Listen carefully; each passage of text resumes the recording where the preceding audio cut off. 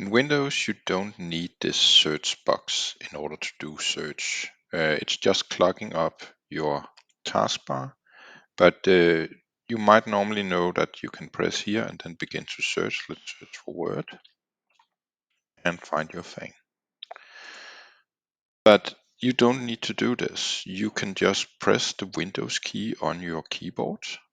That will open up the normal start menu, but you can just start typing. Now I typed Word. So true productivity expert will just press Windows key and start typing Word, and you're done. You don't need to use the mouse for anything. You can just do it. And after you learned that to do it that way, go to right click and the taskbar settings and turn off the search. Now you get your screen real estate back on your